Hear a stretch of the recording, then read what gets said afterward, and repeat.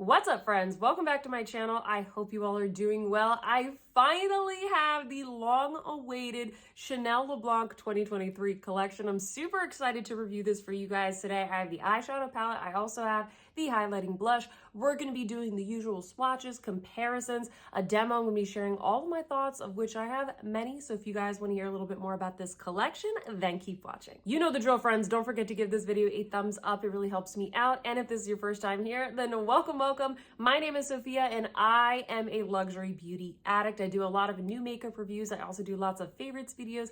Get ready with me's, will I buy it styles of videos. Some of my favorite brands are, of course, Chanel, but I also love Dior, Tom Ford, Guerlain, Pat McGrath, you name it. So if that is of interest to you, then definitely consider joining our fam by hitting that subscribe button. And you can also click the notification bell to hear about every time I upload a new video. All these products and everything that is on my face, it's going to be linked down in the description box down below. I use affiliate links, so thank you so much to all of you who have shopped this collection so far using my links. Everything that I earn goes back to supporting this channel, buying these very expensive makeup products so that I can do more fun and awesome reviews for you guys. So all of that is going to be linked down below. Let's get into it. All right, party people, let's dive into this makeup. This, as I mentioned, is the 2023 Le Blanc collection from Chanel. I've also heard it called the Brightening collection from my sales associate at the Chanel beauty store. Never heard that one before, but this is the collection that we usually see around springtime, at least in the northern hemisphere. And we usually get sort of lighter, fresher colors, more of like a springtime palette. So what do I have in this collection? First off, I have the eyeshadow palette. This is number 68.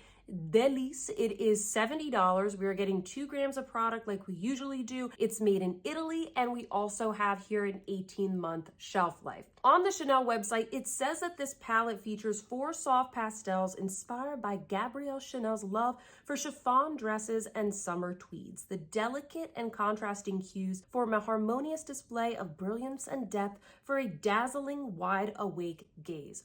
Personally, this reminds me of delicious little Easter candies. Like, how yummy does this look? And this palette, Delices, I think that means delight if my Google Translate hasn't failed me. So that's what this is giving me, but this is supposed to be inspired by sort of like light springtime fabric, sort of like light chiffon and tulle, very feminine, very light, very spring. And each of the little eyeshadow pans is embossed with kind of like a fabric-like pattern.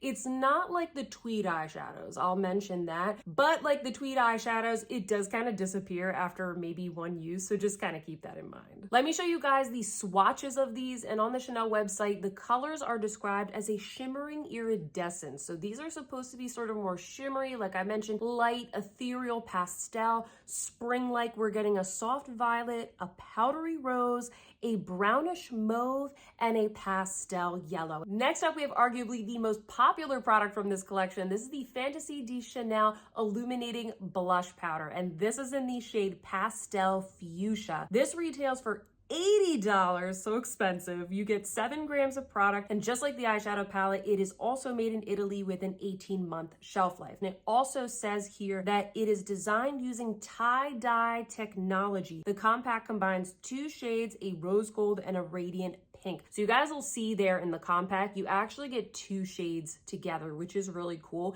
And I did attempt to sort of dig into mine just a little bit to see if it was like an overspray. It doesn't seem to be an overspray. It seems to persist throughout the entire compact, which is really cool. It does have a little sort of pattern embossment just like the eyeshadow palette, but then once again that kind of disappears after you use it a couple of times. Let me show you some swatches of what this looks like when you blend these 2 colors together. You basically end up with kind of like a bright blossom pink. In the description they say that this combines a radiant pink with a rose gold. I would actually disagree with that. I don't think it's a rose gold. I think it's more so a radiant pink with a light pink.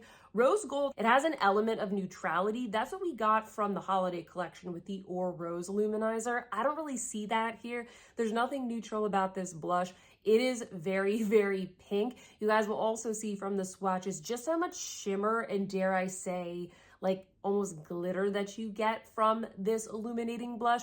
It's really not like any other type of Chanel blush. It's kind of like a highlighter that has a lot of pigment and color to it. And I'll talk a little bit more about that as we get into the demo. So let's get into that. All right, friends, we're doing it. We're putting these products on my face. I think I'm going to start off with the eyeshadow palette, create a beautiful little pastel spring French girl look, and then I will do the highlighting blush. So let's get into it. I'll do my best to describe kind of like the texture and the way each of these shades apply. First thing that I like to do is go in with the one matte shade. This is kind of like a soft rose, and I'm gonna use that as my transition shade. This makes a really good base for any of the other colors that are in this palette, all of which are like pretty shimmery. To be honest, this is the only one that has sort of like a matte texture, and it's definitely more of like a medium to light shade. This is the one shade in the palette that I would say you probably need to be paying attention to if you are looking at this and thinking, is this too light for my skin tone? Is this going to suit me best? Because this is the one shade that I think if you do have a deeper skin tone or even a tan skin tone, it's not gonna show up as much on you. It definitely shows up on me, like I'm perfectly happy with this pigmentation, but it is light. This isn't gonna be like a Natasha Denona matte. Next up, I am gonna go into the beautiful lavender. This has a really nice sparkle to it, and I'm using a shader brush. They do get quite powdery, so I just like to tap off my brush. And I think that this is decently pigmented. These are pastel shades, so it's not like you're going to be building up a ton of depth with this shade, but you can clearly see purple on the lid and that peachy rose in the crease. It pops enough, I think. Going in with a little detail brush, I'm also going to take that first light peachy shade and apply that to the lower lash line. You can see right here, this is a clean brush. It does pick up on the brush. It's just a matter of how it looks on different skin tones. I'm going to build up a little bit of depth using this shade in the corner.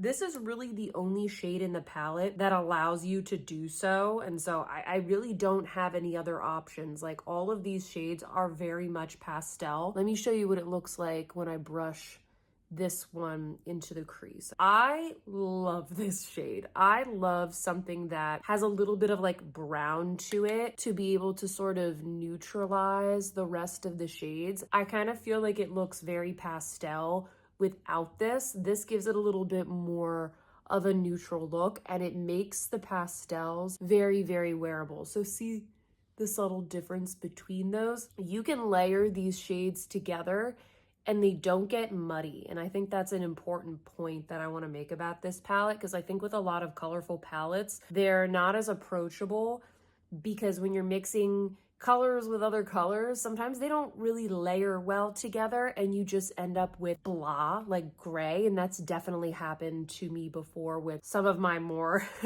creative endeavors. But because these are all kind of in the same color family, you can layer them together. And then next, I'm going to show you guys how to layer on the yellow shade. So I recommend thinking about the yellow shade as a highlighter. It does pull yellow, but it's more of like a shimmer. It's more of like an inner corner highlight. You could put it all over the eye. I haven't blended it out yet, but I just want to show you what that looks like. Just straight smack onto the inner corner of the eye. I'm using the little applicator from the palette because I actually think that these are really good for applying this shade, because it's a little bit more shimmery and it's really easy to just kind of like get up there in the corner. And so now I'm blending it out. I'm also going to put just a little bit right here so you can kind of see what it looks like there on the center. But what I did yesterday when I was playing with this palette is I just kind of drag the yellow up here so that when you move your face, it kind of just like catches the light, and it just looks, I don't know, I just think it looks kind of like the sunlight hitting a surface. Maybe I'm romanticizing that a bit, but I really like that really pretty yellow tone. It's not really like a sunflower yellow or a marigold yellow. It's more of like a reflection or a a ray of light, something like that. I think it really just freshens up the look. I like the impact that it gives. I think that if this shows up on my skin tone, it's probably gonna show up on everybody's skin tone because it has that shimmery look. It's really gonna pop if you are deeper or tanner than me. And so here is the look before the mascara. You can clearly see each of the colors, but they sort of are blended and like melted into each other. And the yellow shade is definitely the shade that has the most like pop and shine and shimmer to it. All right, friends, I just applied 2 coats of the Volume du Chanel mascara. I didn't do any eyeliner so that we can see all of the beautiful colors today. So I'll just get real close here in the natural light so you can see the colors and the shimmer. Comment down below and let me know what you think. I'm gonna move on and we're gonna do the illuminating blush.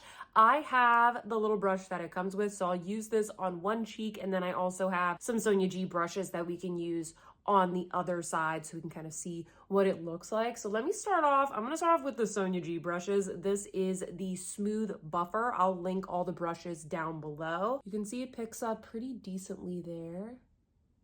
And the way I like to apply this is to really buff it into the skin because as described, this isn't really a highlighter and it's not exactly a blush either. You can see it definitely gives a little bit more color to this cheek, but it also is very, very shiny. And there is a little bit of glitter in this as well. Let me build it up a bit. I have the Sonia G mini cheek here. Let me put a little bit right here so it's easier to see. And I'll just keep loading it up so you can see how pinky and how shiny it can actually get. Now let's try the other side with the brush that this came with. I would just recommend like using a buffing motion, but you get the same effect at the end of the day. And this brush is also really good if you do want more precise placement, you know, if you want to kind of go up here right on like the temples. All right, friends, this is the final look with the eyeshadow palette and the blush.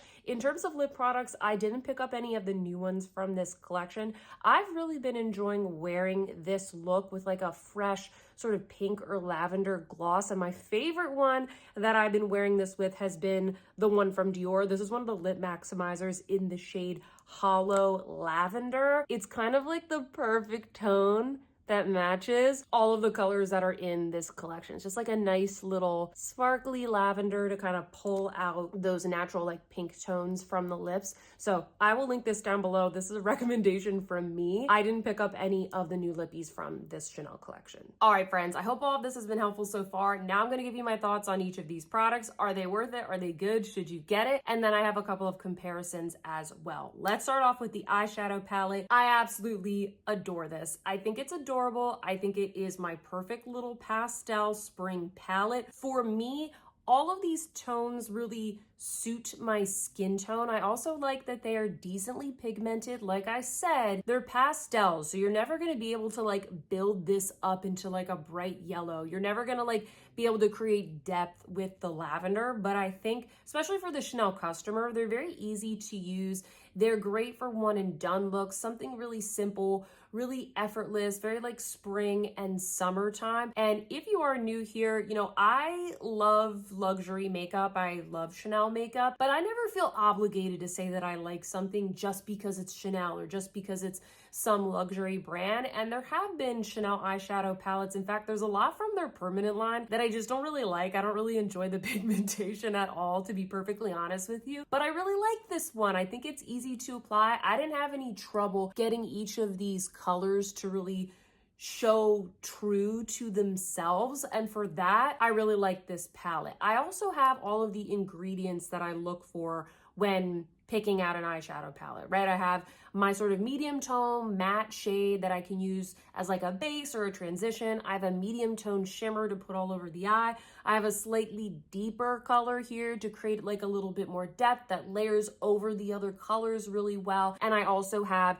a like brighter shimmery shade that I can use as a topper in the inner corner, just kind of brighten everything up. And I was worried about that yellow shade when I first saw the promo photos, because I was like, is that even gonna show up? Is that shade really going to suck? But I actually love it. That is my favorite shade in the palette. I also think this is a very approachable pastel palette, right? Because these shades right here, like pretty much the whole palette is fairly neutral. If you like pinks and purples normally with your eyeshadows, then I think you're going to like this. I think you're going to find it pretty easy to work with. If you don't like pink eyeshadow, run away. I don't think you're going to like this. You don't need another pink eyeshadow palette that you don't use if that's something that you don't gravitate towards. This, I feel like there's kind of like that element of neutrality, especially because you have these two shades. This palette actually reminds me a lot of one of my favorite eyeshadow quads from Pat McGrath called Fleur Fantasia. That was limited edition, so unfortunately you can't get it anymore, but it's one of my favorite palettes from Pat because it's a little bit lighter and brighter. I love the pastels,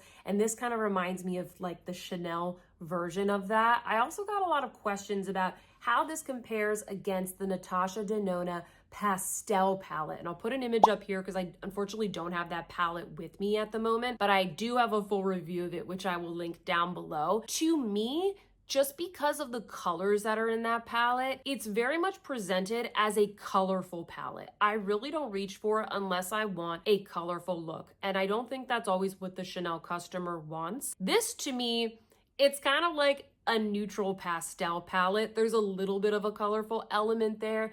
It's very springtime, but I think this is just in general more approachable. When you take a look at the shades in the Natasha Denona palette, you really can't match up these two neutral shades, and so you can't necessarily recreate this look with that palette. So I just wanted to comment on that because I got a lot of questions about it. So do I like this palette? Do I think that it is worth it? I personally absolutely adore it. I think the considerations you need to take into account and the questions you need to ask yourself are, number one, and this is important, is this shade gonna show up on your skin tone? If it doesn't, I don't know if it's like worth the $70. This is pretty expensive for 4 shades.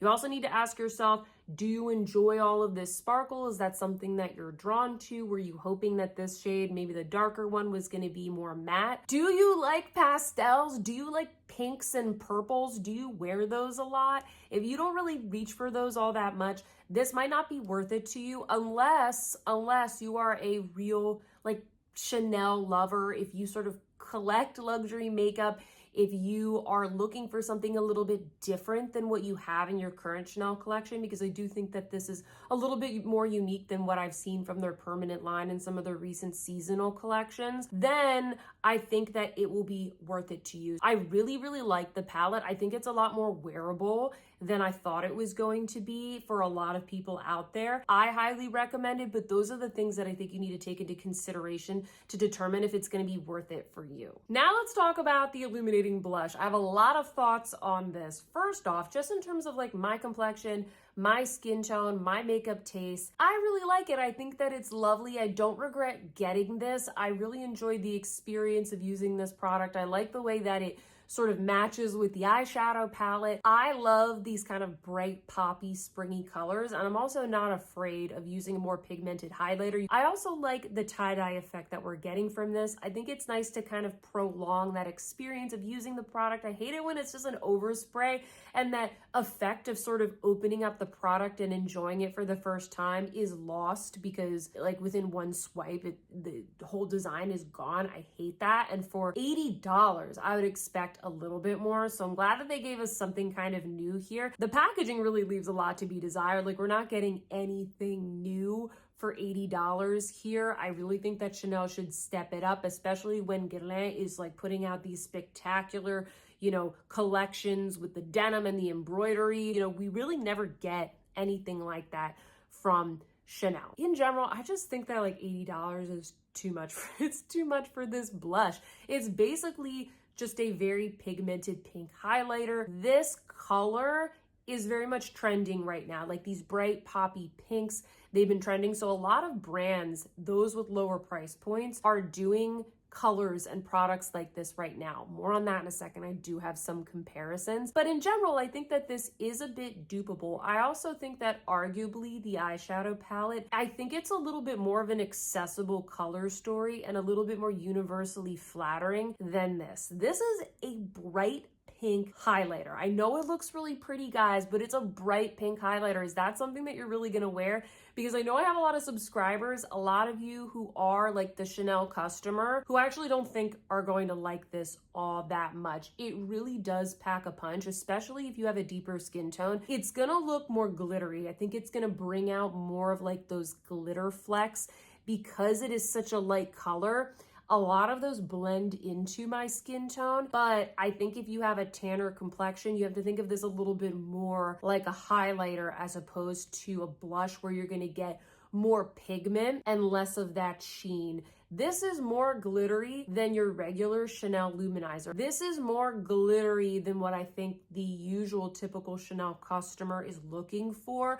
A lot of you go to Chanel for your highlighting products because you like how smooth and kind of natural they look. And I can't say that this is a particularly natural shade. I think it's a fun shade. I think it's a pretty shade, but I don't think that it's necessarily natural. Going back to my point about other brands doing these shades, I do want to show you guys some comparisons and then also point out a couple of other products you might want to check out. So let me show you some quick swatches right here. The first swatch that you're looking at is this Chanel Illuminating blush. The second swatch that you see here, this is the RMS blush that I reviewed for you guys in the shade French Rosé. Notice how this is less glittery. It's more of a blush. It's more of like that fresh, illuminating, you know, blushed product, but it's not gonna have as much of a sheen and it's not going to be glittery. I think that this is a good alternative, especially for some of you out there who maybe you're just intimidated by how shimmery this is. Maybe you're afraid of it kind of like emphasizing some texture, or if you have a deeper skin tone and you're like, I need a little bit more pigment out of that. Highly recommend the RMS blush. It's definitely not a dupe.